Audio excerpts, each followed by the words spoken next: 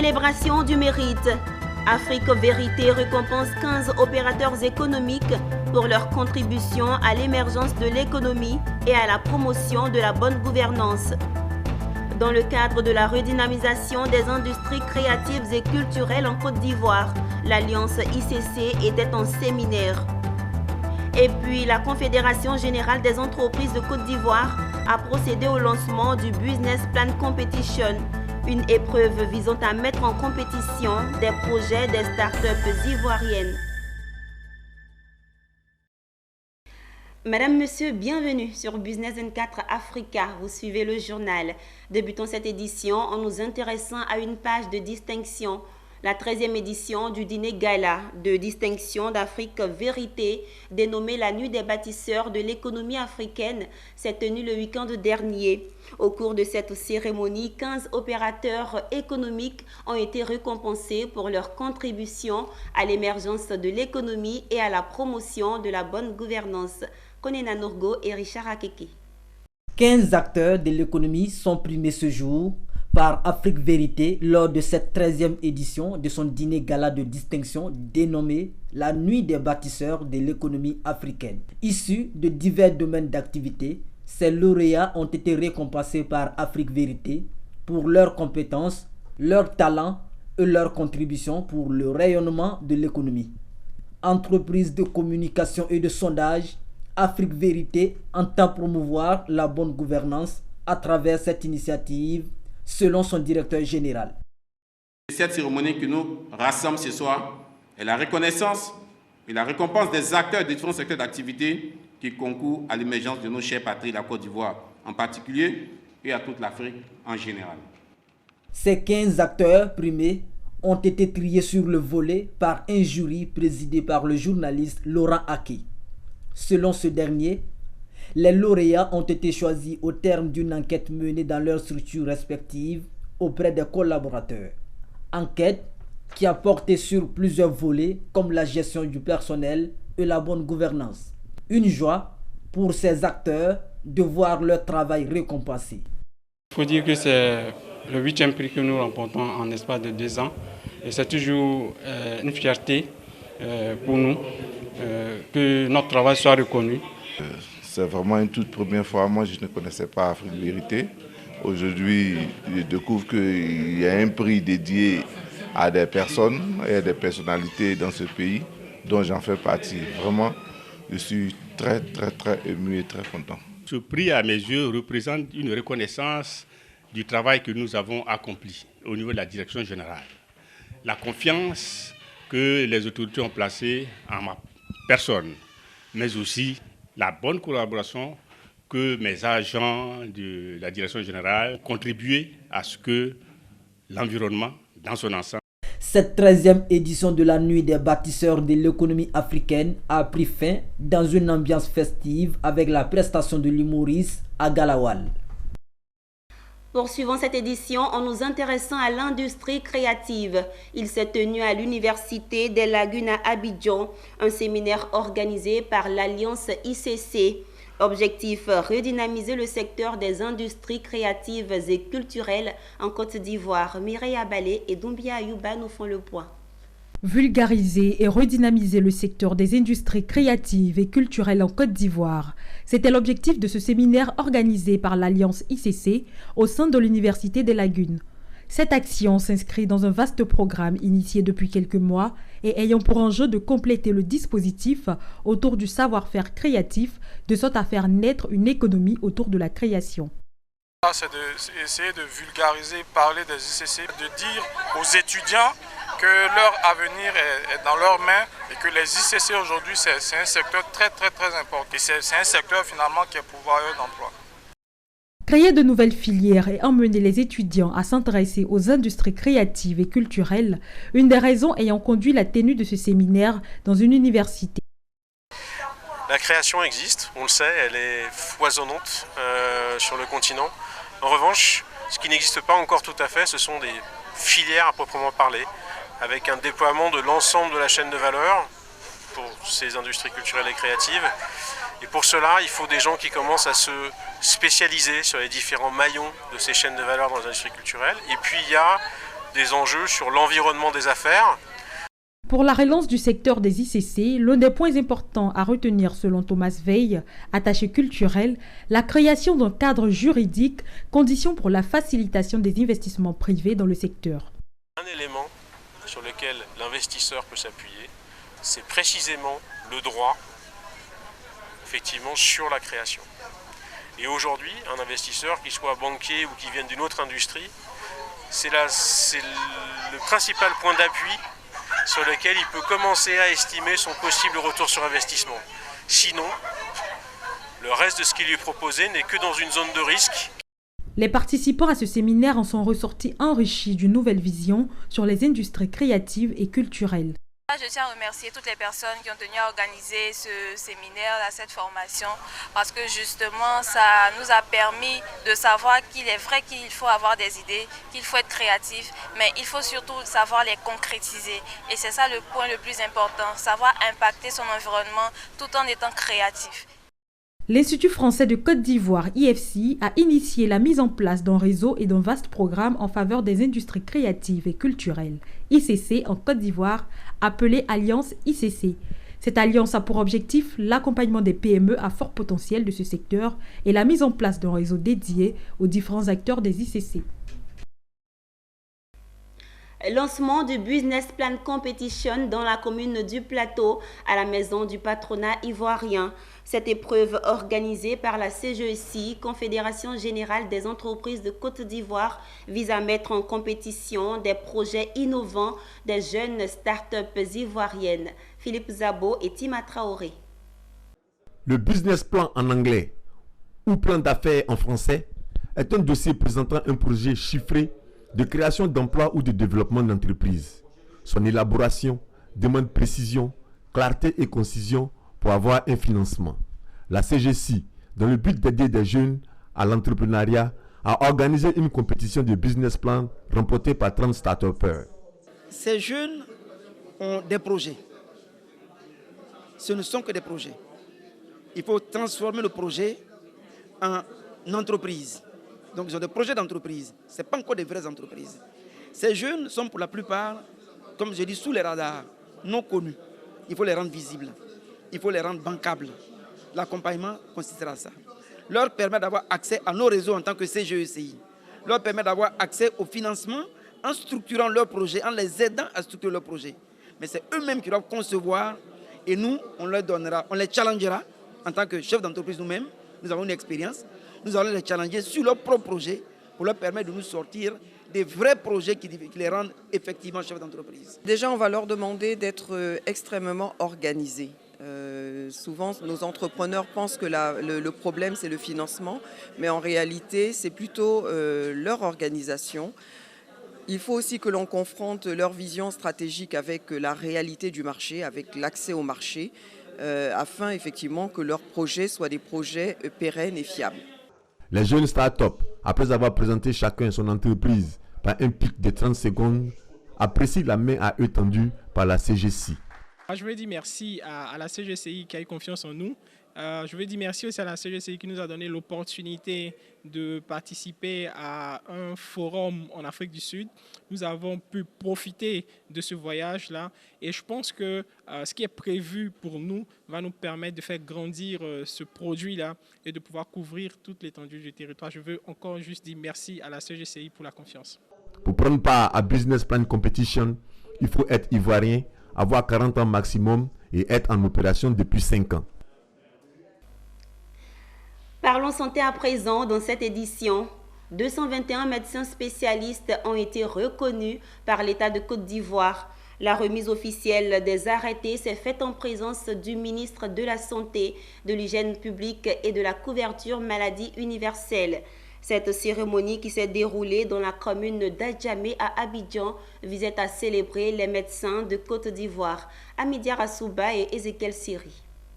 Le jour du mercredi 22 décembre 2021 sera gravé en lettres d'or dans la mémoire des médecins spécialistes. En effet, ce sont 221 médecins dont leurs mérites ont été reconnus par l'État ivoirien. La cérémonie de remise des arrêtés qui s'est déroulée dans la salle de l'amphithéâtre Dolores Mas de l'Institut national de la santé publique dans la commune d'Adjamé avait pour but d'honorer 221 médecins spécialistes après de nombreuses années de service.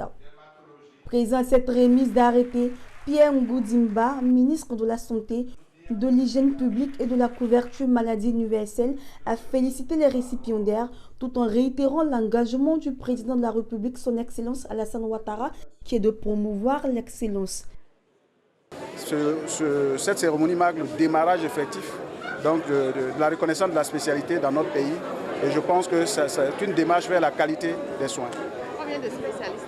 Alors on a reçu, l'ensemble des spécialistes seront pris en compte, mais pour le moment sur 600 dossiers nous avons pu traiter 300 dossiers, 221 arrêtés ont été signés, d'autres arrêtés sont en cours, mais c'est de façon progressive que nous allons reconnaître tous les spécialistes et qui auront donc des arrêtés avec une prise en charge donc financière pour vraiment exercer leur métier. C'est un beau jour pour nous, c'est un jour rempli d'émotions. Figurez-vous, j'ai 24 ans de spécialité, on vient de me remettre mon parchemin et je vais à la retraite en mai. Pour ne pas en bénéficier, mais c'est toujours bon pour les générations à venir, pour les autres spécialistes, pour les plus jeunes. Ça veut dire que le combat n'était pas un mauvais combat, c'était un combat juste et ça vient d'aboutir. Donc c'est un grand jour pour nous. Je suis content pour moi, mais pour les autres et pour les jeunes aussi. En marge de cette cérémonie de remise d'arrêté, Pierre Ngoudimba a offert un aire de jeu aux enfants autistes du centre Marguerite Tébolé. La caravane du social de la Fondation Lonassi était récemment dans les régions du Haut-Sassandra et du Béré. Objectif, inaugurer des infrastructures socio-éducatives au grand bonheur des populations. Dans la cité des Antilopes, la Fondation Lonassi a offert à l'EPP Boisbré-Kipré-Raphaël II une école maternelle de 4 classes avec des latrines, des infrastructures évaluées à 44 millions de francs CFA. Reportage. Une école maternelle de 4 classes avec des latrines financées à hauteur de 44 millions de francs CFA par la Fondation Lonassi, dont l'inauguration se fait ce jour à la faveur de la caravane du social. À l'occasion de la remise des clés de ces infrastructures, le 19 novembre, la Fondation Lonassi s'est engagée à équiper les classes de tables et de chaises. Une occasion également pour les représentants du président de la Fondation d'inviter les bénéficiaires à en faire bon usage. Mon directeur général, je vous remets les clés, les 4 classes qui construisent. Les enseignants et écoliers pourront désormais travailler dans un cadre agréable, motivant, améliorant ainsi leur performance.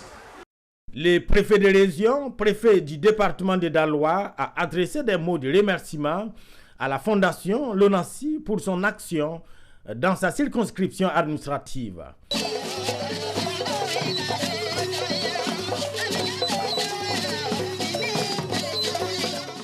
Poursuivant sa caravane, la Fondation Lonassi a mis le cap sur le département de Diara où elle a offert un centre de santé, un édifice de 2 blocs et un logement pour l'équipe médicale. La cérémonie d'inauguration de l'œuvre tenue le dimanche 21 novembre a enregistré la présence du premier magistrat de Diara et conseiller du président de la République chargé des cultes, Koné Drissa. À travers ses dons, il s'agit pour la Fondation Lonassi de contribuer à améliorer la prise en charge sanitaire des populations de Languedougou. Également, à offrir de meilleures conditions de travail au personnel médical, selon les représentants du directeur général et président de la Fondation Lonassi. L'agence emploi jeunes de Korogo a initié la 2e édition de la journée de l'emploi. Occasion pour l'agence de distinguer ses meilleurs partenaires et présenter ses offres de services. Konena Nourgo nous commente ce reportage signé Daouda Ouattara. Environ 500 invités, dont les 200 bénéficiaires du programme Emploi Jeunes, en prépare à cette 2e édition de la journée de l'emploi. Cette journée a pour objectif de présenter les offres de services de l'agence Emploi Jeunes et de susciter l'adhésion de l'ensemble des acteurs et partenaires locaux autour de la problématique de l'insertion des jeunes.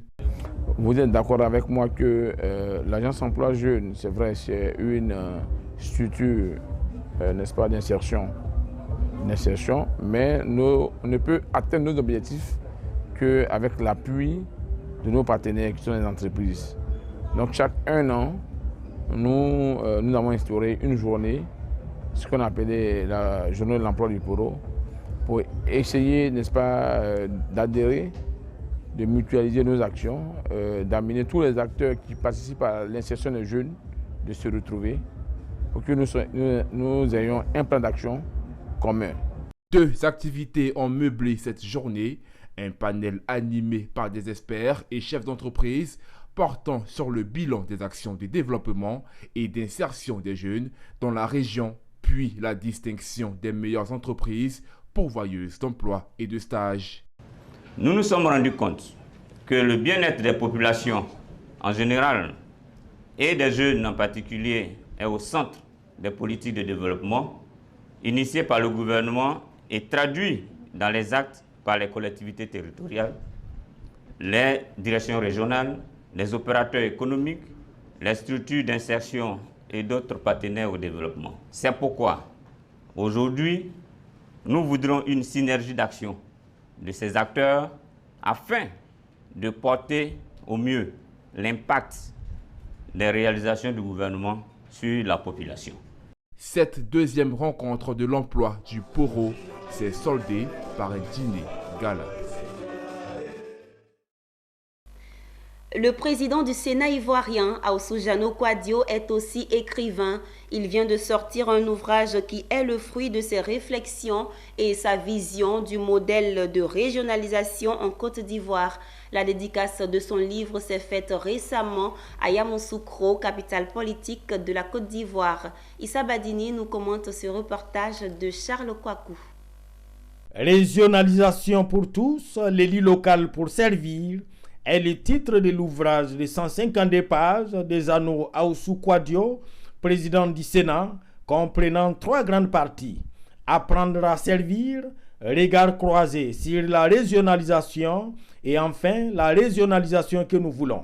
Selon l'auteur qui estime que Abidjan explosera si l'on y prend garde, le salut de la Côte d'Ivoire se trouve dans la création d'espaces de développement économique. Écrire pour être utile aux autres, donner son expérience comme on en a reçu des autres, est la dynamique qui a guidé l'auteur, qui invite ses pairs à suivre son exemple. La Constitution de 2000 avait déjà posé le principe qui disait que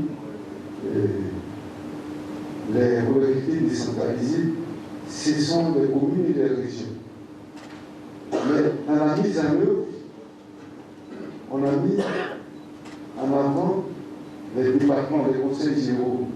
Parce que la Constitution de 2000 a laissé une marge en disant qu'il peut être créé des collectivités territoriales.